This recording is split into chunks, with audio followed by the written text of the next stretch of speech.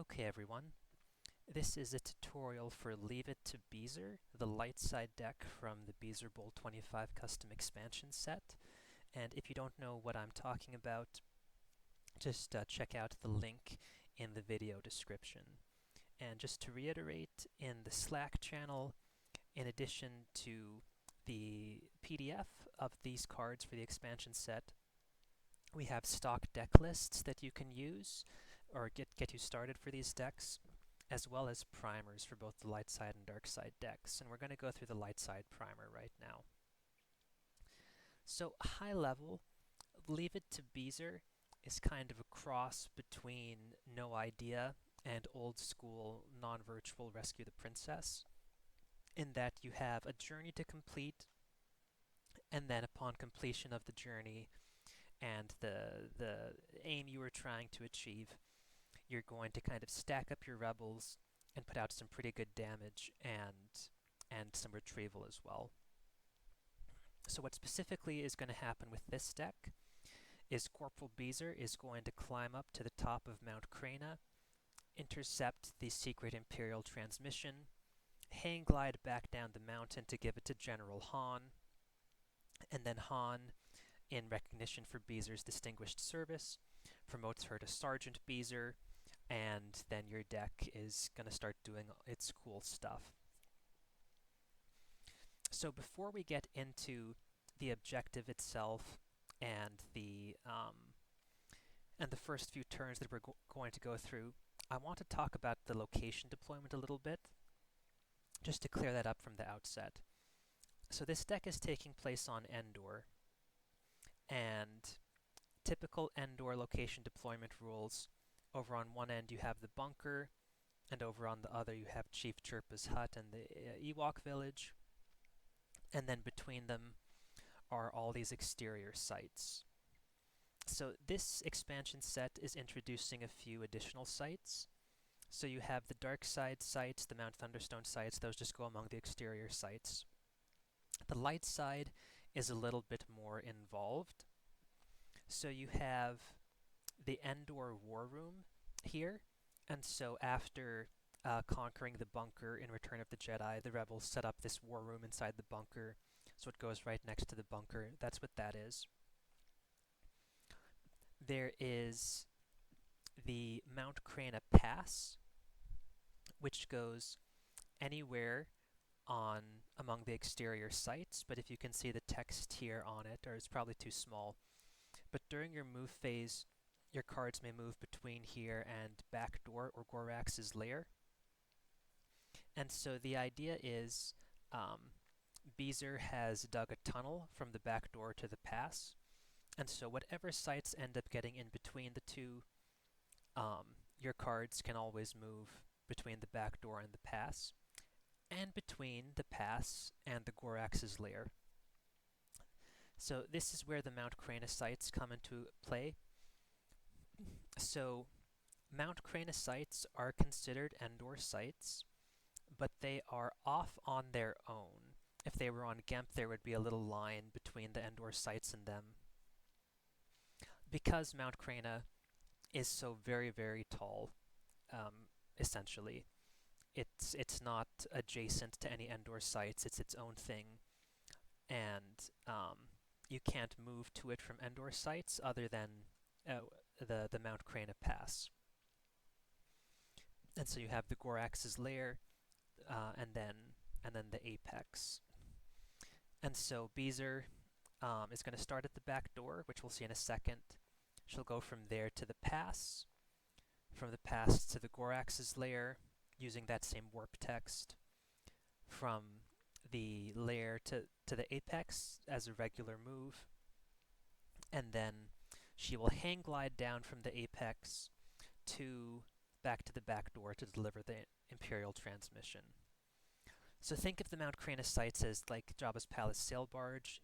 You know, it's basically on Tatooine conceptually, but or maybe like in Jabba's Palace sites, however you want to think of it. But there's only a certain way you can go in and out, and they're not adjacent to other stuff. Okay. So the objective here. Starting cards are going to be the back door with Beezer Bowl 25 Beezer there, the generator chamber, which is the war room we were just talking about, and scrambled transmission, which is the signal that Beezer's going to try to intercept. You may not deploy Episode 1 or Resistance characters. Leia also is lost. Bonus points if you know the thematic reason for that. Once during each of your turns may upload an Endor or Mount Crana battleground site. No transports to or from Mount Crana. And then while this side up, cards with ability and presence droids are deploy +3 except for Ewoks and Mountaineers. So Mountaineer is a new characteristic. You can see over here on the right, one of the cards, Midge Marksman, has Mountaineer. So Mountaineers to just deploy for normal to mountain sites without having to pay the +3. And when a creature attacks your cards, you may select the target. So flip the card if Han moves to the generator chamber with the scrambled transmission. Alright, place out of play if Beezer is not on table. So let's look at Beezer.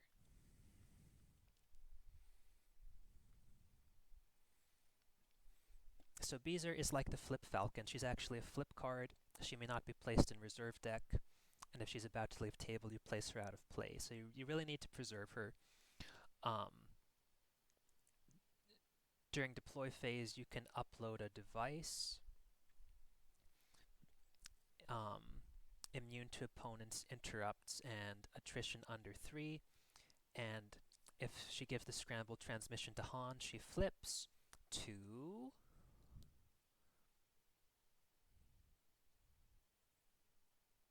Sergeant Beezer. So she can cancel 4 strains where there are scomp links, or one just drawn Destiny in battle with a Mountaineer, immune to opponents' interrupts and attrition over 2, which is, that's not a typo. If you draw 2, she has to eat it, but over 2, she's immune to that. So other starting cards that are recommended in the stock deck list, you've got Twilight is Upon Us, Youth Tutori, and Strike Planning, so let's look at those. So Twilight is Upon Us, you rotate it at the start of each of your turns. When it's horizontal, you can upload an Ewok.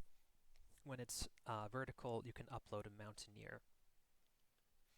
Youth Tutori makes opponent pay for the weapons targeting your rebels with Ewoks. The Ewok Rebel pairs move for 1 force together, and you get a power bonus too. So it's kind of, this deal is getting worse all the time-esque, where you have Ewok Rebel pairs and bonuses for those. And you get to upload Mountaineers and Ewoks and kind of put all those combos together. Some key Ewoks, we won't look at all the Mountaineers and Ewoks, but we want to point out a couple. Kneesa, during your turn, may upload Ewok Glider. So the Ewok Glider is how Beezer's going to quickly get back down from the apex to the back door. You can see here, once per game, may relocate Beezer from apex to an exterior Endor site. So once she climbs all the way up to the Mount Crana apex, rather than taking several turns to go all the way back down. If you've pulled Kneesa out, and Kneesa has gotten the Ewok Glider, Beezer can go straight down, just hang glide down from the apex to the back door, speed your flip up. And then starting strike planning is probably recommended, because then you can pull your General Han, and there is a Han Dependable General card in this set. And that way, you don't have to just float Rebel leaderships or anything to find him, just get him with strike planning. Another key card, Han may upload 1 General's Order. So General's Order is the same as an Admiral's Order in the sense that only 1 on the table at a time, and as of now there's only this one. And you have to occupy a battleground site in order to deploy it. So this one buffs generals, majors, sergeants, and corporals globally, both yours and opponents. But then the benefit for you is if opponent just initiated battle at same side as your general, you can radio in a major, sergeant, or corporal, so they move to that battle. Not as a react, interestingly, so it's not cancelable by react cancelers. Okay, so those are a few key cards, but I don't want to lose the thread here, so let's just go back to the start of the game. So you've got your starting cards out, and let's flip over to this primer here. And it's going to look something like this. So you've got the generator chamber. It's upside down here. It's a 2-0 light side site. Beezer at the back door. The text on that prevents opponent from initiating battle for first turn, so she's safe. And the scrambled transmission. So your first turn, you're going to upload an Ewok or Mountaineer. Let's say you get Knisa, like we just talked about. Your deploy phase, you're going to download the Mount Crana pass. So they have text that the Gorax's lair only deploys if the pass is on table, and the Apex only deploys if the Gorax's lair is on table. So it's kind of like the Death Star 2 sectors, so the order you have to go in is Mount Crana pass, then Gorax's lair, then Apex. So first turn you're going to get the Mount Crana pass. You can move over there. The site orientation has been fixed in this photo. With Knisa, looks like he went with General Crix Maydeen here also. Moved from the back door to the pass. Again, if Darkside had deployed any locations in between, that's no problem, because the Mount Crana pass has the warp text on it that it can your cards can move from the back door to there. So next turn, you're going to pull the Gorax's lair. And when you pull the Gorax's lair, Gorax the Mighty and Pile of Bones are deployed here from outside your deck. So just have them under your starting effect.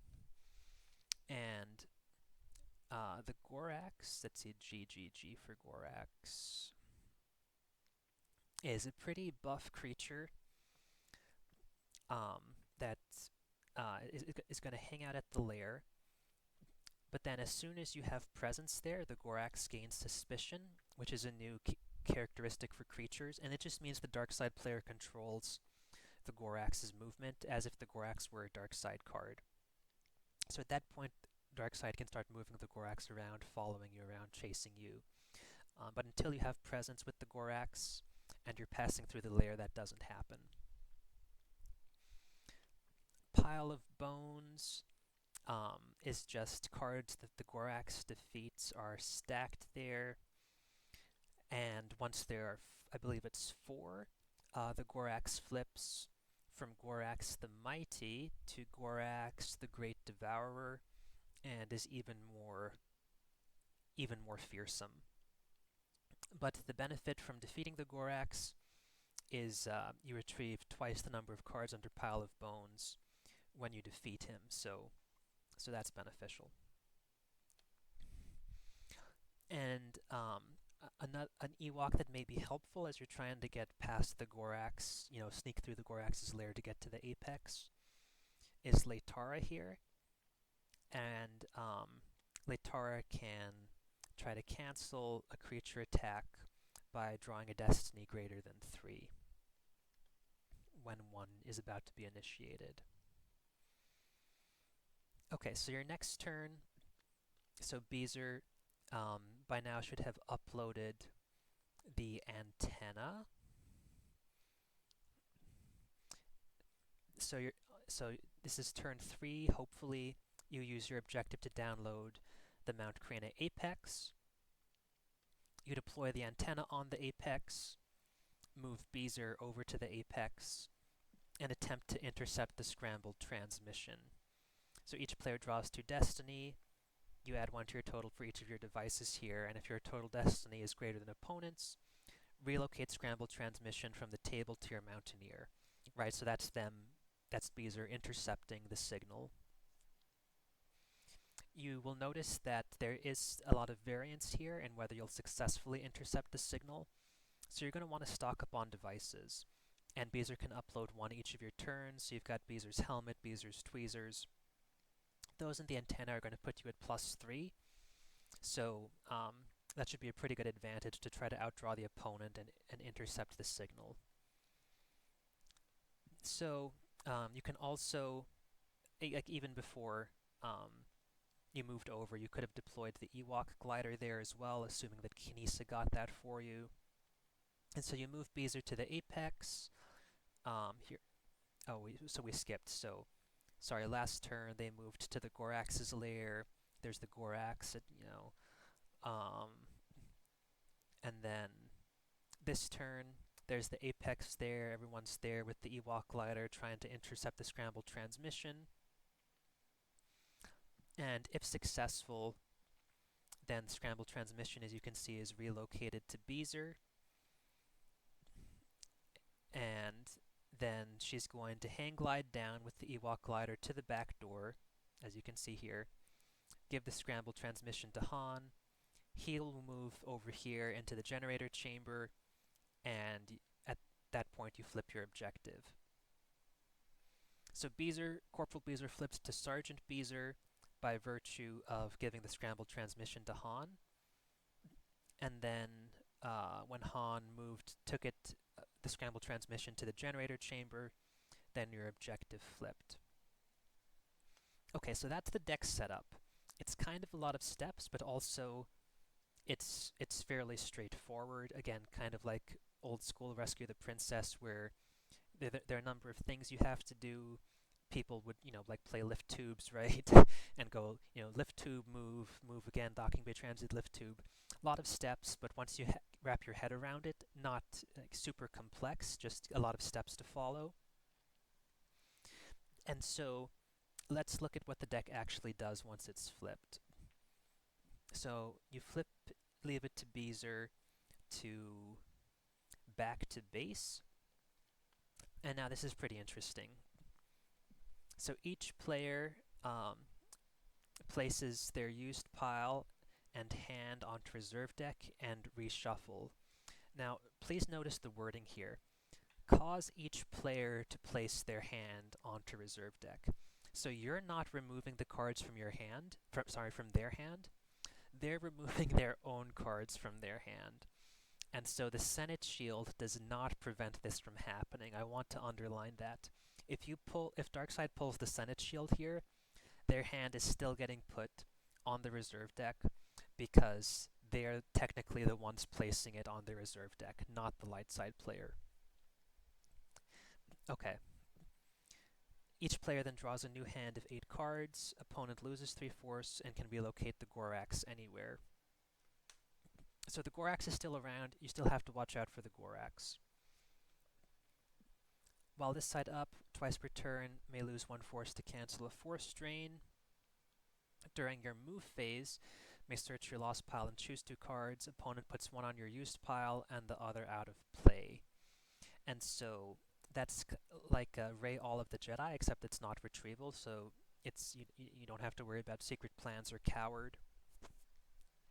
And then during your draw phase, you have this occupation-style direct damage. Opponent loses 1 force for each battleground occupied by your Ewok Rebel pair, or 2 if they control. So again, it's very reminiscent of this deal is getting worse all the time in that sense.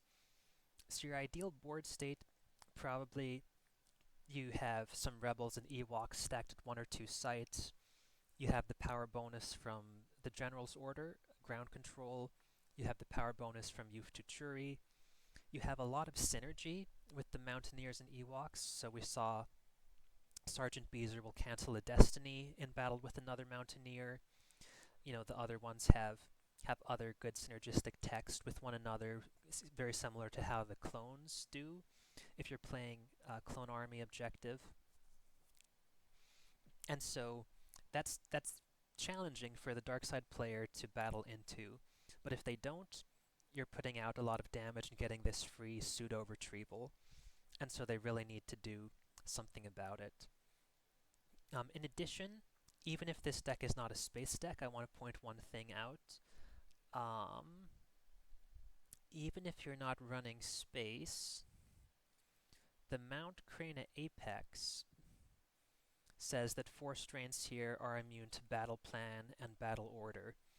Because it is so very high, it is basically a bridge between space and the ground, and so if you occupy it and are force draining there, you don't have to pay for Battle Plan or Battle Order. So that's basically the deck. There are some neat cards in here. Son of a Beezer is a pretty neat card. The Mountaineers, Beezer's Tweezers. I encourage you to look at the set. And again, we do have stock deck lists, a couple different versions you can choose from as a starting point. And just have fun playing this deck. But be sure to protect your Beezer, because if you lose Beezer, then the whole deck kind of falls apart. So, very thematic for what the Beezer Bowl is all about. Hope to see you there, and if you have any questions, don't hesitate to drop them in the Slack channel. Thanks.